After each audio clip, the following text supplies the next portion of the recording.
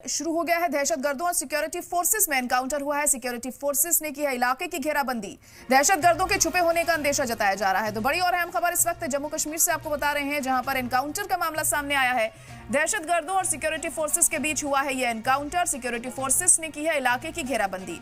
दहशतगर्दों के छुपे होने का खदशा जाहिर किया जा रहा है। माना जा रहा है कई दहशतगर्द यहां पर छुपे हो सकते हैं और उसी के मद्देनजर ये सर्च ऑपरेशन यहां पर चल रहा है। एनकाउंटर यहां पर किया जा रहा है। सिक्योरिटी फोर्सेस और दहशतगर्दों के बीच ये एनकाउंटर चल रहा है और पूरे इलाके की घेराबंदी इस वक्त कर दी गई है। कोशिश यही है सिक्योरिटी फोर्सेस की कि जल्द से जल्द दहशतगर्दों को पकड़ा जा सके, उन्हें मार गिराया जा सके और उनके पास से तमाम हथियार बरामद किए जा सके।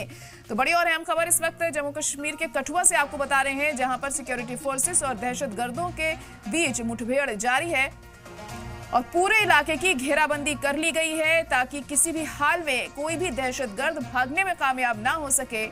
और कई दहशतगर्द वहां पर छुपे हो सकते हैं, ऐसा खदशा जाहिर किया जा रहा है।